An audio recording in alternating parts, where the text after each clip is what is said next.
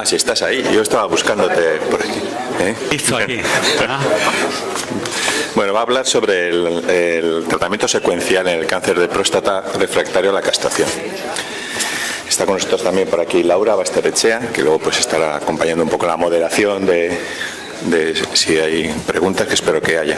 Nada, 2 palabras, no voy a decir nada de Antonio Alcaraz. Solamente decir un poco mi opinión. Yo no sé, siempre me he sentido como muy amigo del Clinic desde que está Antonio Alcaraz, sobre todo, y bueno, con nosotros ha estado María José Rival y ha estado gente de Eduardo, pues siempre que hemos tenido oportunidad también de invitarle, le hemos invitado a actividades de la Sociedad Vasca de Urología, porque siempre es un enorme placer escucharles, y porque, vamos, pienso, y con esto acabo, que pienso que están siempre un paso por delante de la media. Y entonces me gusta, y lo vi en el Congreso en Toledo, un par de intervenciones vuestras, y me parece, una con Pepe Rubio, María José Rival, me gustaron mucho por eso, por esa, simplificando mucho, un poquito por delante de por dónde van los tiros. Venga. Bueno, pues muchas gracias, Juan Pablo. Nosotros nos sentimos muy próximos en la forma de pensar, tanto a vosotros como al IVO. Entonces, eso hace más fácil todo. Y este año, pues la verdad es que he podido aceptar el venir aquí, y la verdad es que es una maravilla estar aquí. Anoche también mi cenita de pinchos, que además pudo acercarse mi mujer por aquí, fue de maravilla. Tengo que deciros que llevo 4 años detrás de él, 4. Soy mala persona. No, pero la verdad es que muchas gracias. Entonces, el tema que nos ocupa es algo complicado. Es algo complicado porque yo puedo decir cómo creo que hay que secuenciar un paciente resistente a la castración. Y realmente lo primero es, ¿qué es un paciente resistente a la castración? Bueno, pues es un paciente que progresa, lo comentábamos ayer en una de la discusión, cuando tiene niveles de testosterona de castración y el paciente progresa. Eso es un resistente a la castración. Entonces, yo creo, pero eso no es un estadio. No es un estadio de la enfermedad. Es una situación que crea el clínico cuando da un tratamiento. Es decir, cuando castramos al paciente con fármacos, quirúrgica, como sea, creamos esa condición. El paciente está durante un tiempo responde, pero al cabo de un tiempo el paciente progresa. Y estos datos, que son de un estudio que hemos oído aquí, ayer lo oímos, Stampede, nos dice, ojo, que el paciente responde a la castración durante 1 año. Y el resto, hasta 4 años, está en resistencia a la castración. Y es probablemente, y ya vaticino, eso que tú dices que vamos por delante, pues a ver si es verdad, y vamos por delante. Yo vaticino que esto va a no existir a futuro. No va a existir. Vamos a hablar de enfermo con cáncer avanzado, de enfermo metastásico, y el hecho que sea resistente o no resistente a la castración va a ser una anécdota. De hecho, ya hemos visto como docetaxel pasa a hormonosensibilidad, como probablemente, no se ha matado nadie, no pasa nada, como la abiraterona va a pasar probablemente también a hormonosensibilidad cuando conozcamos los resultados de Latitude. Ya veremos, en Salutamida, ya veremos. Pero probablemente esto va a ser historia, pero nos vamos a ocupar de esto, de la resistencia a la castración, ¿no? Que es a día de hoy lo que tenemos, es decir, pacientes que progresan cuando yo los tengo castrados, y eso pueden ser con o sin metástasis, Yo siempre digo que las cosas se entienden cuando las ponemos en perspectiva histórica, si no, no se entienden. ¿Qué teníamos hasta el 2004? Nada. Bueno, sí, teníamos lo que hacíamos desde los años 50. Castrábamos a los pacientes y cuando progresaban no teníamos nada. Granito, docetaxel, aquello, lo vimos los urólogos, joder, para 2 meses de supervivencia no vale la pena. Craso error. Docetaxel significa un antes y un después. Es la primera vez que el cáncer de próstata demuestra quimiosensibilidad. Aumenta en 2 meses y medio, pero comparado con mitoxantrone, un fármaco activo, que no había demostrado aumento de supervivencia, pero un fármaco activo, y además mejora la calidad de vida. Por tanto, por primera vez tenemos algo. Y luego el vacío, probablemente o no tan vacío, porque se investiga y a partir del 2010 gran cosecha y aparecen pues 5 nuevos fármacos que aumentan supervivencia, que son progresivamente incorporados tanto en la Unión Europea como en los Estados Unidos. 5 nuevos fármacos que tenemos que decidir un poquito cuáles son. Esos fármacos, aquí tenemos los estudios pivotales, aumentan la supervivencia, todos ellos, y por eso son aprobados en diferentes momentos de la enfermedad. Y el desarrollo de esos fármacos viene condicionado porque teníamos un fármaco que aumentaba supervivencia, que es docetaxel. Por tanto, hay condiciones para ensayar los fármacos que se considerarían no éticas. Por ejemplo, no puedo dar de primera entrada un fármaco si no lo comparo con un fármaco que aumenta supervivencia. No sería ético, no podría comparar contra placebo, ¿no? Y eso es lo que condiciona el desarrollo de todos estos pacientes. Resultado de eso. Todo esto son diferentes fases de la resistencia a la castración, que pueden ser M0, o que pueden ser metastásicos sintomáticos, diferentes supervivencias. Por eso digo que no es un estadio de la enfermedad. Pero lo importante de esto es que esta diapo la presentaba yo hace 10 años. La diferencia es que donde pone 6 años ponía 3 y donde pone 18 meses ponía 9. Es decir, que la llegada de todos estos fármacos, pero no solo los fármacos, el mejor manejo, y ahí sí que yo creo que ha sido fundamental el manejo multidisciplinar de la enfermedad, ha hecho que doblemos la expectativa de vida de nuestros pacientes. Pero estamos hablando de cómo los ordeno. Bueno, solamente hay probablemente una verdad, y es que solamente debo utilizar el fármaco en la indicación en la que ha sido ensayada. Es decir, como norma general, ¿tenemos algún fase 3, un fase 3 en enfermedad M0? No. Tendremos los resultados. Por tanto, no puedo utilizar ningún fase en M0. Y luego hay que ver si el paciente está ensayado en metastásico asintomático, en metastásico sintomático, y esa es la regla general. Utilizarlos donde los fármacos han demostrado un aumento. Esta es una diapo que yo voy a...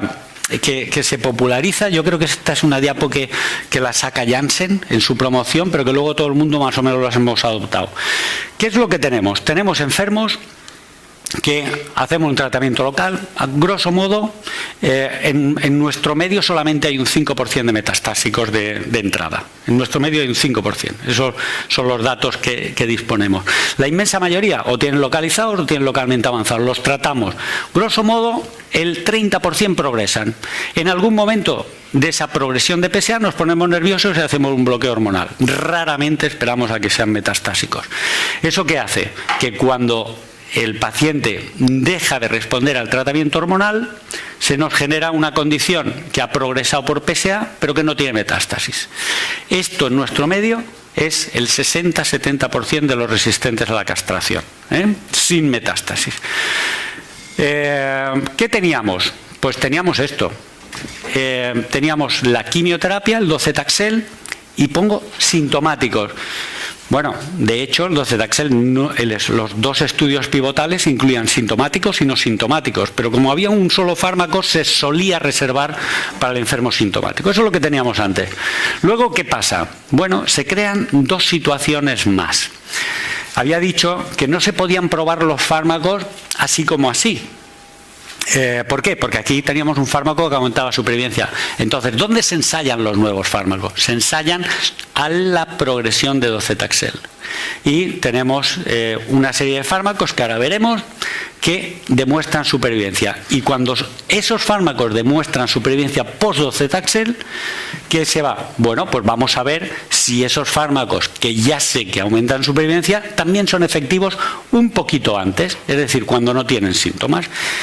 Y con esas condiciones se nos genera una lista de enfermos, de fármacos, abiraterona, enzalutamida, tratamientos de nueva generación hormonales, se nos genera un radiofármaco diferente a lo que teníamos, diferente al estroncio, al samario, porque es un alfa emisor, y una segunda línea de quimioterapia, un segundo taxano. Y se prueban esas dos líneas hormonales modernas, abiraterona, enzalutamida, que actúan totalmente diferente, pero al final sobre el receptor androgénico. Ya veremos, eso de pre-docetaxel, post-docetaxel, es solamente como se han desarrollado los estudios. Pero en el fondo lo que tengo son unos en enfermos asintomáticos, en enfermos sintomáticos a la progresión. Eso es lo que tengo. Y es como vamos a utilizarlo. ¿Cuál es el problema fundamental? El problema fundamental, y ahora otra vez, como diría el doctor Solsona, políticamente correcto, somos un poco catetos. Somos un poco catetos. Y no hemos sido capaces de hacer lo que se han hecho en otros tumores, de momento, pero lo haremos. El cáncer de mama. ¿Cómo se tratan las mujeres con cáncer de mama? Biopsia, marcadores según qué expresan, tratamiento A, tratamiento B, primera línea, segunda línea. Cáncer de pulmón, ¿qué tipo de tumor? ¿Qué expresa? Tratamiento A, tratamiento B. Cáncer de próstata, pues no. Cáncer de próstata no tenemos esos factores predictivos de respuesta. Entonces nos guiamos por factores pronósticos, es decir, los pacientes que tienen malos factores pronósticos, mucha enfermedad, tumor muy indiferenciado, rápidamente progresivo, tendemos a utilizar terapias más agresivas. Tumores que parecen que tengan una evolución más lenta, tendemos a utilizar terapias menos agresivas. Eso es como normalmente funcionamos. ¿Deberíamos estar cerca de tener esos factores predictivos de respuesta? Hombre, sí, porque pasamos de tener el genoma humano a tener realmente una taxonomía molecular del cáncer de próstata, donde sabemos qué es lo que está pasando en ese cáncer de próstata, ¿no? Y conocemos mucho más. Empezamos a tener cosas que nos orientan mucho. Sabemos que terapias que actúan sobre el receptor androgénico, abiraterona, o abiraterona bajando de forma extrema el nivel de testosterona, o enzalutamida bloqueando de una forma muy competente el receptor androgénico, pues cuando las células del cáncer de próstata en el receptor androgénico carecen de la parte que se une a la dihidrotestosterona, son constitutivamente activas y por tanto ningún fármaco que intente bloquear el receptor androgénico va a ser efectivo. Y ese es el famoso ARV7, ¿no? El problema de esto es que esto todavía no está validado y no sabemos cómo medirlo bien en nuestros tumores. De hecho, esto está hecho en células circulantes tumorales. Por tanto, lo tenemos que ver. Sabemos que esos pacientes responden muy bien a la quimio y no responden a los tratamientos hormonales, pero tenemos que ponerlo. Esto es menos conocido. TEMPEST2-ERG, este es un gen de fusión que existe en el 40-50% de los tumores prostáticos constitucionalmente. Y parece que es uno de los genes más importantes en la patogénesis. Bueno, pues esto sabemos que son pacientes que responden mucho peor a la quimioterapia los que tienen este tipo de fusión. Se han hecho estudios en células tumorales, cuanto más si tienen unas alteraciones, si tienen otras, no voy a entrar en ello, pero se está trabajando en intentar buscar fármacos que actúen de una forma más selectiva. Sabemos que hay muchos fármacos que no responden prácticamente a nada, fármacos pacientes que no responden a prácticamente ninguno. Bueno, recientemente un fase 2, un estudio que no te puede decir da esto, pero en pacientes que tienen alteraciones en los genes reparadores del ADN, pues responden a fármacos que no tienen nada que ver, como la PARIP, que no tenían nada que ver en el cáncer de próstata. Bueno, vamos viendo cómo se van seleccionando. Ahora habrá que validar todos estos estudios. Pero la realidad es que nosotros no tenemos un factor predictivo para decir, tú tienes una alteración en ese gen, te va a responder a esto, tú tienes truncado tu receptor androgénico, no me des abiraterona. ¿Cómo tenemos que elegir? Porque en el fondo, ¿cuántas líneas solemos utilizar en cáncer de próstata resistente a la castración? Pues que lleguen a una tercera línea, menos del 10%. 2 líneas, probablemente como el 50-60%. Y una línea, el resto. Por tanto, la elección de la primera línea es fundamental. Es fundamental. Además, la primera línea va a durar el doble que la segunda línea de tratamiento. Entonces yo voy a tener que elegir, mi primera elección es fundamental en eso. Ayer se comentaba la presión de la industria farmacéutica. Bueno, la industria farmacéutica, si no hubiera industria farmacéutica, tampoco habría investigación de fármacos, ¿no? Porque parece que los estados tampoco la apoyan. Y ellos intentan vender y utilizar. Y luego nosotros somos los que tenemos que decidir qué utilizar. ¿Cómo voy a elegir? Bueno, pues fijaros, ¿en qué me baso para elegir? Las guías urológicas americanas, que a mí personalmente no me gustan demasiado, yo utilizo las europeas, pero en esto son muy acertadas, porque te hacen un simulacro práctico, con 6 tipos de pacientes. Pero cuando veo los 6 tipos de pacientes, en el fondo, ¿en qué se basan? Si el paciente es metastásico o no, si el paciente es sintomático o no, y si el paciente tiene buen estado general o no. Son las 3 cosas las que se van. Con esa combinación, buen estado general, presencia de metástasis y presencia de síntomas.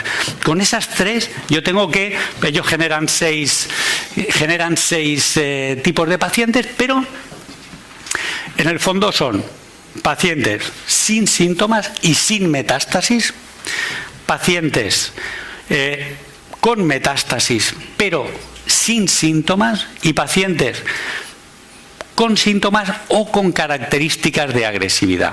Ese es en el fondo lo que tenemos que ver. Vamos a empezar por el primero, con los M0. Un paciente M0, ¿qué tenemos? Bueno, no tenemos nada. No tenemos nada. Un paciente que se hace resistente a la castración y no tiene metástasis, no tenemos nada. Sabemos que lo que tenemos que hacer es estudiarlos bien, porque pensamos que son M0, pero cuando se han intentado enrolar en ensayos clínicos, el 30% realmente eran M1. Eran M1. Tenemos 3 estudios en marcha con 3 fármacos.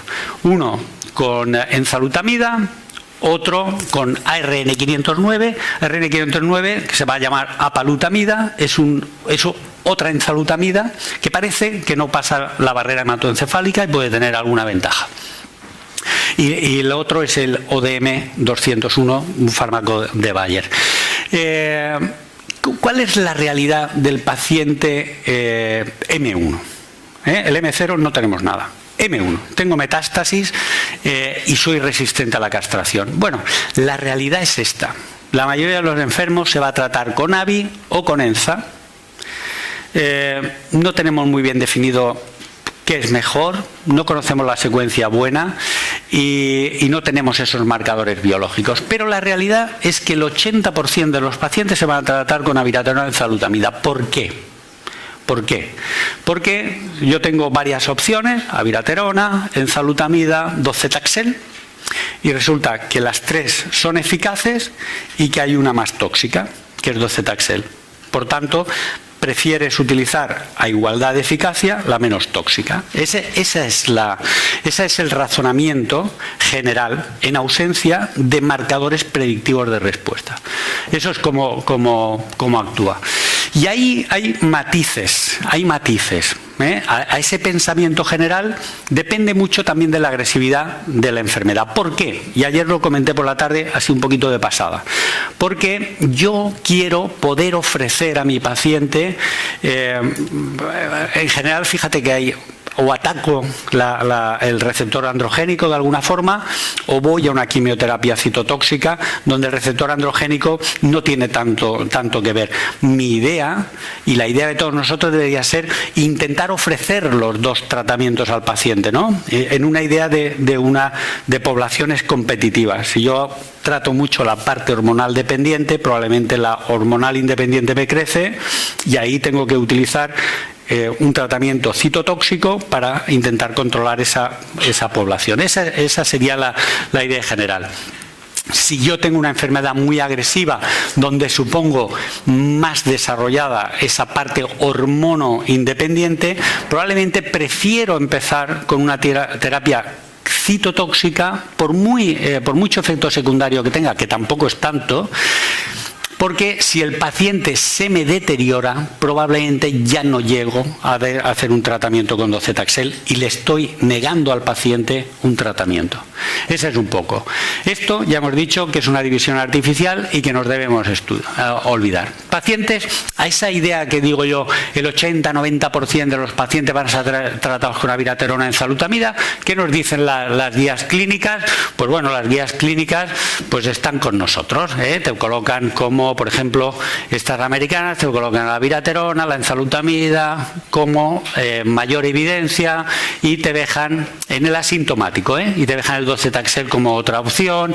Las guías europeas te dicen abiraterona, ciprofloxacin es inmunoterapia demasiado cara y yo creo que la compañía ha quebrado. Olvidémonos, enzalutamida como primera opción, docetaxel te lo ponen con una interrogante, pero es una opción. Las NCCN te las ponen las tres a la misma altura. La inmensa mayoría van a ser tratadas con abiraterona o con enzalutamida. ¿Por qué? Y lo que dije al principio, los fármacos solamente se deben utilizar en la indicación que han sido probados. ¿Dónde fue probado la abiraterona? Después de postquimio se probó en metastásico asintomático y demostró un aumento de supervivencia significativo. La prueba FDA, lo prueba la EMA, aprobado. Enzalutamida, 3/4 de lo mismo. 1 año y medio después, en el desarrollo, se aprueba la enzalutamida, aumento de supervivencia, también 4 meses, etcétera, etcétera. Este es muy bueno. Hay un dato, aquí hay 2 endpoints. Le estoy mostrando el de supervivencia, pero hay un dato que no lo he puesto, que lo debería haber puesto. El otro es el tiempo que tarda en hacer progresión radiológica. En este estudio, la gracia de enzalutamida es que se prueba contra placebo. La abiraterona se controlaba con un tratamiento activo que es corticoide, pero aquí se utiliza placebo. Entonces, el tiempo a la progresión radiológica, es decir, a hacer más metástasis del paciente que llevaba placebo, era 3,9 meses. 3,9 meses. Es decir, que si yo tengo un enfermo metastásico, tengo que hacer un tratamiento, no debo retrasarlo, porque si lo retraso, lo que me va a tardar en hacer nuevas metástasis son 3,9 meses. Es un dato interesante. Este es un dato que viene de un subanálisis del estudio en primera línea de abiraterona en paciente asintomático, donde busca precisamente lo que sería enfermedad inicial, pero es un subgrupo un poquito contaminado también por enfermedad de mejor pronóstico, que son pacientes con PSA relativamente bajo, menos de 80, que son pacientes sin ningún dolor, es decir, no asintomático o mínimamente sintomático, sino totalmente sintomática, y Gleason 7. Y en estos pacientes se ve una supervivencia sorprendente, de 4 años y medio, que es muy alta para un enfermo metastásico que te ha progresado al tratamiento hormonal. Entonces, eso te apoya el tener que diagnosticar de una forma precoz a este paciente y tratarlo, además, con fármacos que tienen poco efecto secundario. Y el poco efecto secundario viene aquí, ¿en qué doy? Si tengo 2 fármacos que son igual de útiles, eficaces, ¿qué elijo? ¿Abiraterona o enzalutamida? Juan Pablo nos dijo ayer aquí, enzalutamida sí o sí, ¿no? En el resto de comunidades podemos elegir, o no en el resto, al menos en Cataluña podemos elegir si utilizamos una u otra. ¿En qué nos vamos a basar? En perfil de efectos secundarios. Yo no me voy a detener ahí porque eso sería motivo de una charla específica, pero bueno, sabemos que enzalutamida tiene una serie de efectos secundarios. Probablemente lo que más molesta, al ser un fármaco que entra a la barrera hematoencefálica, está relacionado con el cansancio, está relacionado incluso algunas caídas. Bueno, ese es más el perfil de seguridad y tolerabilidad de abiraterona está más relacionado con la retención hídrica, con la insuficiencia cardíaca, con una potencial hepatotoxicidad que no tiene la enzalutamida, pero yo no voy a entrar ahí porque sería demasiado complejo. ¿Todos los pacientes en primera línea deben recibir abiraterona enzalutamida? No. Yo creo que eso sería ir algo contra lo que me niego, y que, es decir, el cáncer de próstata es una enfermedad homogénea. Eso es mentira, y cuanto más tratamiento ha recibido y se lo hemos tenido bloqueado durante un tiempo, más mentira. Es una enfermedad heterogénea, y unos necesitan café cortito, otros café con leche y otros nada de café, necesitan té, y esa es un poco la idea. Entonces, docetaxel, ¿en quién? Pues docetaxel, recordemos que no solamente fue activo en sintomáticos, sino que la mitad de la población en TAX 327 era población asintomática, y también es efectivo, es más efectivo. ¿Por qué? Porque es una población de mejor pronóstico la asintomática que la sintomática, ¿no? Por tanto, tenemos que seleccionar ese tipo de paciente. Este es un estudio, bueno, es una donde miramos con más gente, revisamos todo lo que había y vimos que, bueno, pues en quién creíamos que docetaxel sería adecuado. En los pacientes de mal pronóstico, No tenemos factores predictivos de respuesta a un fármaco, pero tenemos factores de mal pronóstico, que ahí los tenéis, Cuanto más indiferenciado, cuanto más rápido, cuanto más progresivo. ¿Por qué? Porque si yo dejo a esa enfermedad progresar, hay un momento que se deteriora el status performance del paciente y ya no será suficientemente saludable para utilizar quimio, y le estoy negando al paciente la posibilidad de tratarse con quimio, que es uno de los pilares del tratamiento.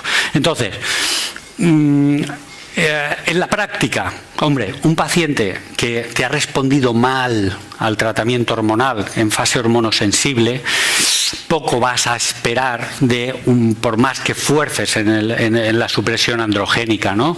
Los que responden mal ya los ves, que son pacientes que igual has tenido 5 o 6 meses en bloqueo hormonal y te han progresado. Probablemente sí que es un paciente para cambiar e irte directamente a la quimioterapia. Esto es lo más prometedor, que ya os lo he mostrado al principio, ¿no?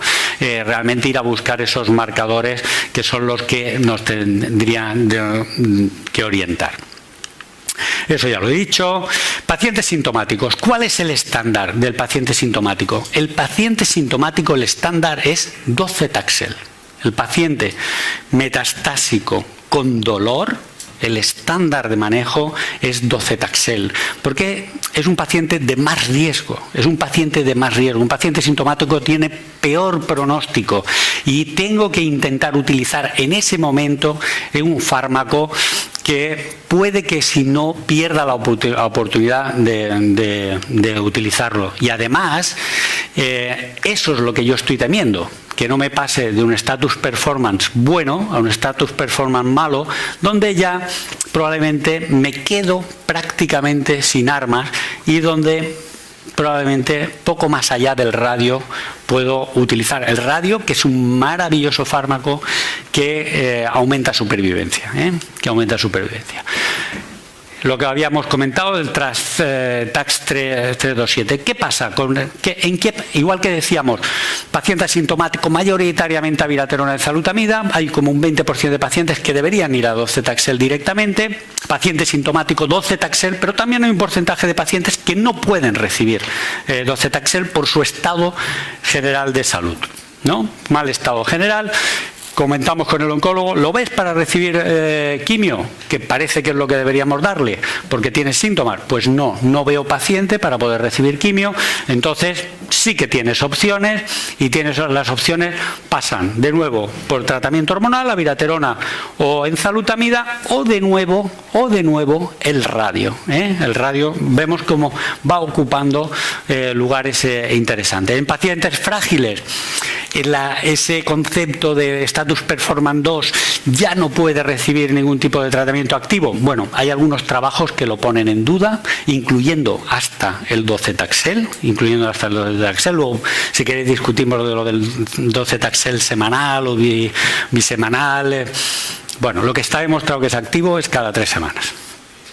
Hay un problema añadido. La resistencia a la castración, los ensayos clínicos, la edad mediana son 71 años.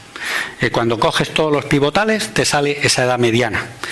En la realidad son ensayos clínicos. ¿Qué es lo que vemos en la realidad? Un poquito más viejos, ¿no? Probablemente lo que estamos viendo son un poquito más viejos. Entonces hay un pool de pacientes muy importante por encima de los 75 años que la edad no es un limitante, pero que esa edad se suele asociar con mucha comorbilidad que te impide la utilización de docetaxel, pero que en cambio no te impide la utilización de tratamientos hormonales. Por eso vas ganando opciones, y vemos aquí resultados pues con abiraterona, etcétera, etcétera. Segunda línea. Hemos visto asintomáticos, fundamentalmente tratamiento hormonal, con muchas excepciones. Sintomáticos, fundamentalmente docetaxel, con muchas excepciones. ¿Qué hay que hacer en la segunda línea? En la segunda línea, la idea fundamental es cambia la estrategia. Así de sencillo. La idea fundamental es cambia la estrategia. Si el paciente ha recibido tratamiento hormonal, intenta hacer quimioterapia. Si el paciente ha recibido quimioterapia, intenta hacer tratamiento hormonal. Siempre y cuando puedas. Ayer comentábamos que necesitábamos, estamos totalmente de acuerdo con Alejo, de que necesitamos que hubiera progresión. ¿Progresión de PSA solo? No. Progresión de al menos 2 criterios. El PSA y progresión radiológica, el PSA y progresión clínica, muy raramente progresión radiológica y clínica, ¿no? Pero necesitamos que no solamente progrese el PSA, sino que tienen que aumentar. Y hay que ir a un cambio de estrategia. ¿Qué hay de cambiar ABI por ENZA, ENZA por ABI? Malos resultados. Podemos esperar solamente respuestas de 3, 5, 6 meses, pero no vamos a esperar mucho más. ¿En quién podemos encontrar? Y este es un dato importante. Se decía, el concepto docetaxel post ABI o post ENZA funciona peor que ABI o ENZA post docetaxel. Bueno, eso no es verdad, porque el docetaxel en segunda línea tiene una mediana de tratamiento de 7 meses y medio, que es exactamente lo que se espera para cualquier segunda línea de tratamiento, sea lo que sea, ¿no? Voy a ir un poquito rápido ahí. Sí que existe esa cross-resistencia, esa resistencia cruzada entre ABI y enzalutamida, y es lo que os decía. Lo que esperamos realmente es muy pobre de utilizar ABI post-ENZA o ENZA por ABI. Ese es el tiempo que tarda en progresar. Realmente es muy poco. ¿En quién podríamos realmente pensar en cambiar ABI por ENZA, ENZA por ABI? Y ayer había un caso que a mí me martirizaba, que era un paciente metastásico con mucho PSA,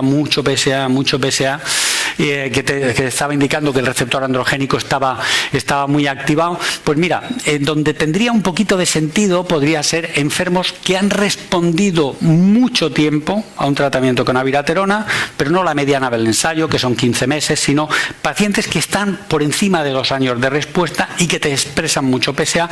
Es probable que ahí cambiar la estrategia de bajar la testosterona, bloquear el receptor, o al revés, en pacientes con el receptor muy bloqueado, volver a bajar la testosterona puede tener sentido, pero no es la norma. La norma es que en la segunda línea deberíamos intentar cambiar la estrategia y existen los ensayos clínicos que te apoyan ese hecho.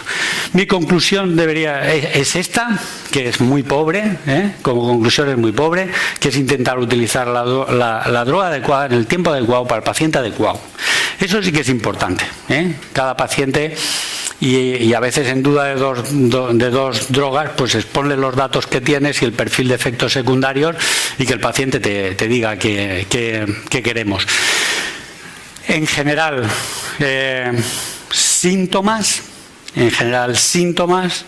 estado general, presencia de metástasis o no metástasis. No he entrado en temas como las metástasis viscerales en enfermos asintomáticos, que fundamentalmente es docetaxel, donde hay un tratamiento hormonal que también ha demostrado eficacia, como es la enzalutamida. La abiraterona no está ensayada en primera línea en ese tipo de pacientes, pero en general es estado general, presencia de metástasis, síntomas o no, y preferencias también del paciente. Con esto acabo. Esa es mi conclusión. Esta foto es decir simplemente que tenemos que estar felices con lo que hacemos, ¿no? Que tenemos que disfrutar del trabajo, porque no sé, pero estoy convencido que aquí seguro que 10-12 horas al día pasamos cada uno en nuestro trabajo. Y a mí personalmente me gusta mucho. Y ahí recojo la discusión de ayer. Me gusta mucho el paciente entenderlo como un completo, No soy egoísta, y yo no entiendo el manejo, y ese sí que es una llamada general, no entiendo el manejo del paciente con cáncer avanzado desde una única especialidad. Graso error. Hemos aumentado la supervivencia de nuestros pacientes porque trabajamos juntos y porque añadimos el conocimiento de todos los lados. Yo creo que todos somos necesarios. Muchísimas gracias por vuestra atención.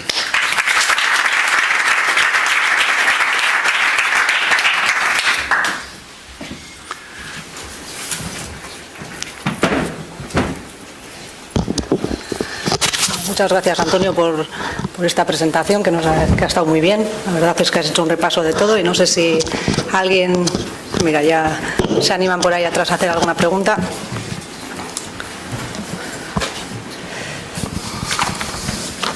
Hay que aprovechar que te ha enganchado Juan Pablo para venir para hacerte unas preguntas.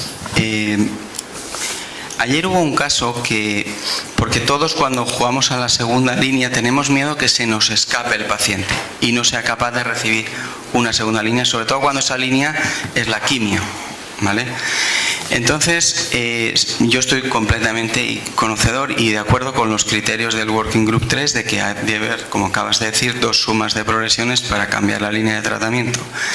Pero ahí creo que en ese caso, lo pregunté ayer pero no me quedó claro, se veía venir por una alteración analítica no solamente del PSA muy grande, un paciente que había tenido un síndrome ya medular, etcétera, ¿no? Entonces, ¿tú crees que en esos pacientes hay que cambiar antes a quimio y no esperar a la progresión clínica? La excepción que valga la regla, cuando no solamente es progresión PSA, sino que además es que se están anemizando, se están perdiendo plaquetas, etcétera. Sí. Esa es la primera pregunta. Pero déjame que te la responda, porque esta para mí es muy sencilla, es un sí rotundo, porque pues, eso es progresión. Pero ese es el caso que se presentó ayer y me dijisteis que no. ¿Cómo que no? No, luego tenía progresión ganglionar y ya se sumó la ganglionar y dijisteis que sí. En ese paciente, ese es un paciente que, tanta evidencia que debía recibir quimioterapia. La única duda era qué quimioterapia teníamos que dar. Que si había una parte más importante neuroendocrina o no, porque al final todos dijimos, este es un paciente de docetaxel. O de Cabazitaxel, que era mi única... Esa era otra discusión, pero se veía venir que iba a tener. Y alguno de esos pierde el tren y no puede recibirlo. Por eso hay que luchar contra un cierto integrismo o primera línea tiene que ser Avienza. Eso no tiene por qué ser así. Mayoritariamente va a ser así.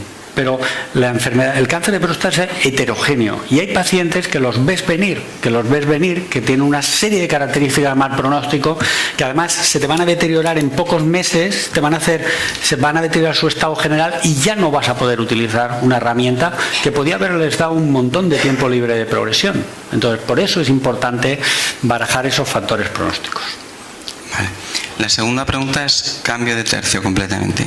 Has comentado, y todos lo tenemos, uno de los factores pronósticos que más tenemos en cuenta en el día a día es el tiempo a respuesta a la hormona, para decidir hormona o quimio. Trasládate a la hormonosensibilidad. De inicio, ayer se dijo, estaba Quimotet, y está en guía clínica, que todos los enfermos metastásicos de inicio se han de llevar quimio, prácticamente. ¿Vale? Bueno, y ese valor pronóstico... Si quieres te comento luego de eso, porque eso merece también un comentario, vale. Que podemos hilar con eso de la homogeneidad o heterogeneidad del Yo creo que ahí va mi pregunta, precisamente para cuestionar esa aseveración tan fuerte, por no decir otra cosa, pues ¿qué valor pronóstico tiene en un metastásico de inicio la respuesta por PSA? Porque en el Charted y compañía pues no se valoró eso. Es decir, y también tenemos hormonosensibles con hormonoterapia mucho tiempo. Pues déjame ver si yo soy capaz de hilar eso de una forma corta. Algo que no nos tiene que quedar ninguna duda a los urólogos, porque sería ridículo, pero directamente ridículo, es que el docetaxel es efectivo en la hormonosensibilidad. Punto. Eso es así. Otra cosa diferente es todos los pacientes hormonosensibles se favorecen de utilizar el docetaxel en ese momento de la enfermedad. Ahí es donde yo discrepo. Pero los oncólogos también, ¿eh? Claro, algunos. Todos no. Entonces, en medicina nunca es todo. Bueno, pues ese es el punto. No. Entonces, cuando tenemos 3 ensayos, uno negativo, otro estratificado, alto bajo riesgo, podemos discutir, no, alto bajo riesgo no, alto volumen, bajo volumen, podemos discutir si eso es la mejor definición o no, lo que quieras, y otro que no estratifica, los pone todos juntos y te sale positivo. Y luego se hace un metaanálisis positivo. Bueno, yo no veo por qué hay que hacer ese metaanálisis. Yo creo que hay que individualizar en la medida del conocimiento lo que sabemos. Entonces tú has sacado un tema muy importante y es la respuesta al tratamiento hormonal es factor pronóstico. Efectivamente, en el estudio del SWOG de intermitencia, la respuesta a 6 meses de PSA era factor pronóstico de supervivencia. ¿En qué medida? Si el PSA te bajaba a 0,2, tú ibas a vivir 75 meses. Si el PSA se te quedaba por encima de 4, ibas a vivir 13 meses. Entonces, si tú no te baja el PSA de una forma eficaz con el tratamiento hormonal, no es que le tengas que dar quimio, le tienes que dar, yo qué sé, martillazos en la cabeza, porque es que se te va a morir en un año, ¿no? Por tanto, es un paciente que necesita ser muy, muy agresivo de entrada porque se te va a morir ese paciente. Tengo más dudas de que a ese paciente que va a vivir 75 meses sea el momento adecuado el de utilizar la quimio ahí, o igual sí, no lo sé. En general te dice que un paciente de baja carga, el charter baja carga, parece que no hay un aumento de supervivencia o no sería tan significativo. Por tanto, ese es un factor pronóstico. Pero hay más. Están en la respuesta hormonal, pero están los criterios de Glass. Entonces, un paciente con criterios de buen pronóstico de Glass metastásico es un paciente también que te va a vivir por encima de 6 años. Ahí tengo muchas dudas. En cambio, un paciente con malos criterios te va a vivir menos de 2 años. Evidentemente que vas a tener que utilizar la quimio de entrada. Yo he empezado diciendo esto que hacemos ahora, hormonosensible, resistente a la castración, es artificial, lo hemos creado nosotros. El concepto resistente a la castración es un concepto absolutamente artificial, creado por el clínico, urólogo, oncólogo, radioterapeuta, lo que quieras. Que a mí me gusta decir radioterapeuta. Yo soy de los que piensan que son oncólogos radioterápicos, pero bueno, porque si no, mal vamos. Si son radioterapeutas, para eso teníamos las monjas. Nosotros teníamos las monjas antes, en los quirófanos, y que eran las que nos instrumentaban y tal. Pero las monjas, las que daban la anestesia.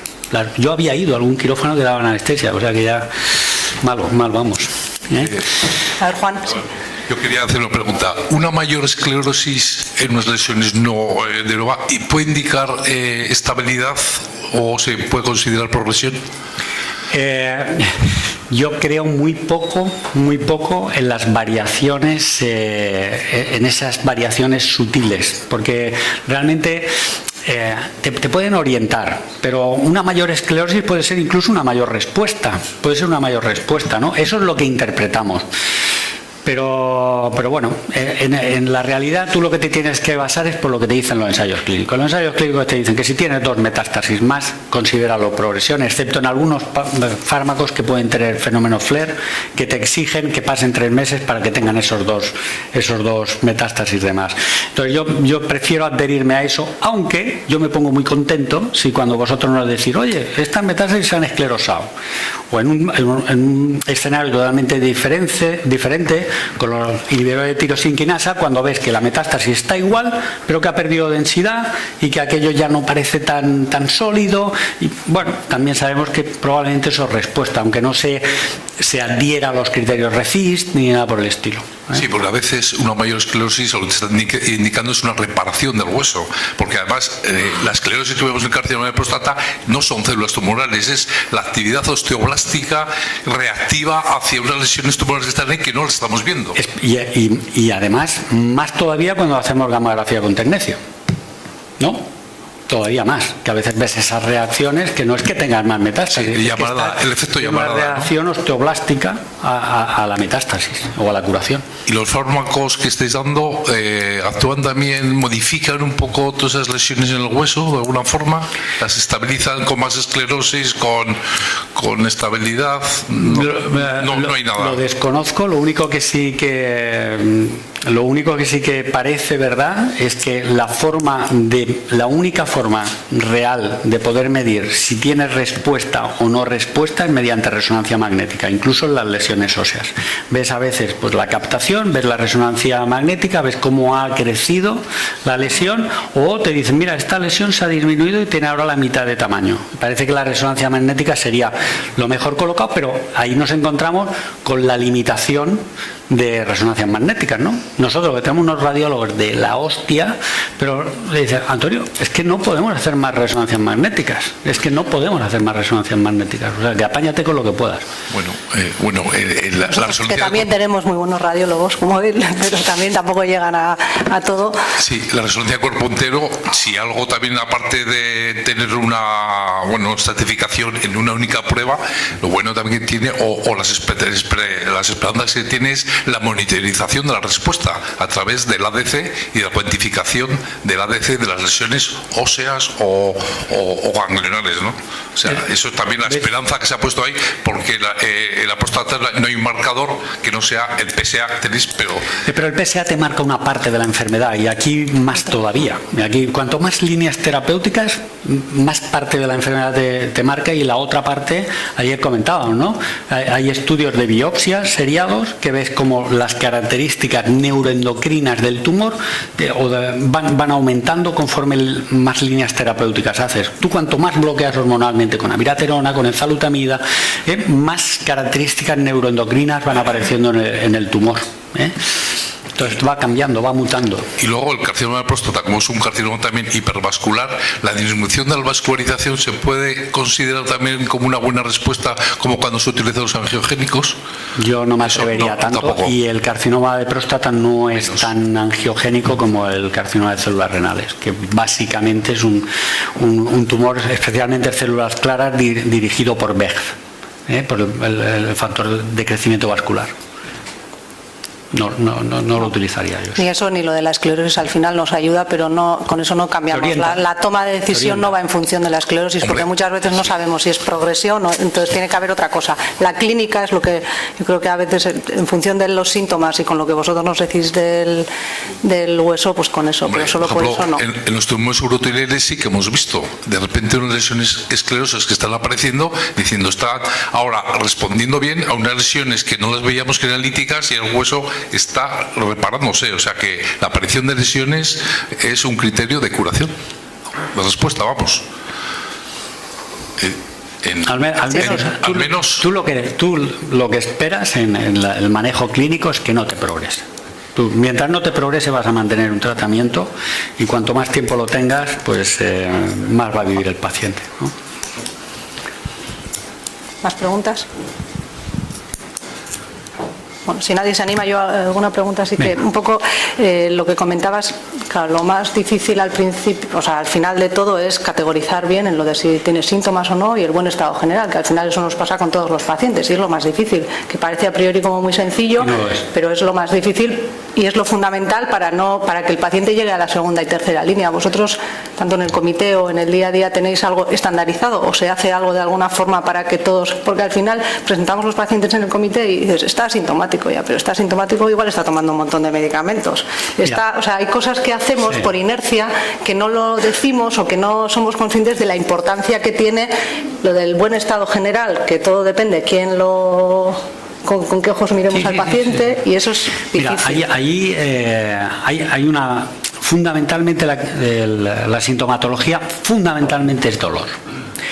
fundamentalmente es dolor. Y eso es relativamente sencillo con las escalas de dolor de tipificarlo, ¿no? Menos de 3, si el dolor que tiene lo controlas con antiinflamatorios no esteroideos o paracetamol, eso es sencillo. Pero hay una parte mucho más compleja, en la que nosotros hemos aprendido mucho de vosotros, de los oncólogos médicos, que es esa percepción de enfermedad, de deterioro, de estado general, en la cual nosotros éramos mucho menos sensibles a la detección, probablemente por nuestro background más quirúrgico y menos médico.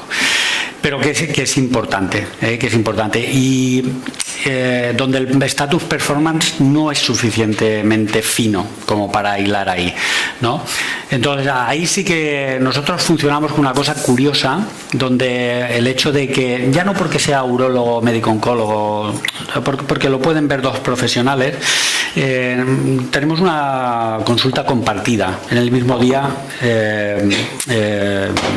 puerta con puerta, de manera que nos permite valorar por dos profesionales realmente esa cosa más fina. Está el paciente que te llega tal, cojonudo, tal, está muy bien.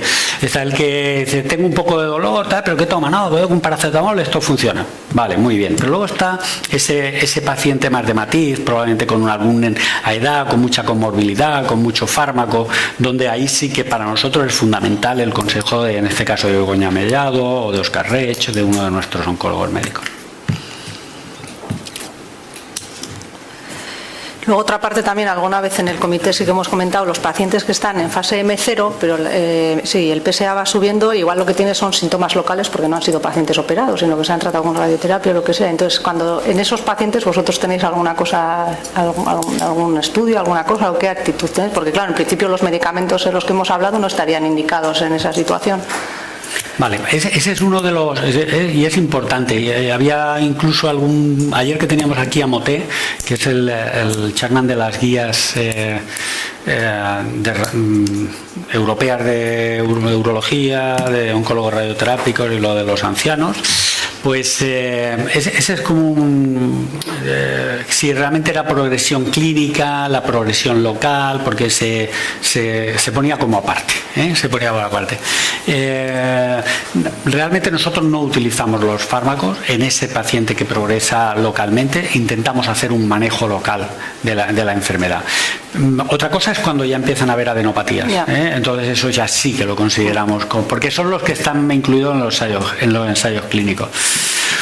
Excepcionalmente, ¿podrías tratar alguno? Pues sí, pero es muy raro. Es raro, pero el día que surge una progresión dudas. local sin progresión adenopática ni metastásica es rara, y ahí ya tienes que empezar a pensar algunas cosas raras, ¿no? Por medio, pero intentamos controlarlo localmente. ¿Alguien más? ¿Alguna? Bueno, pues ya. Pues nada, si te muchísimas parece, gracias.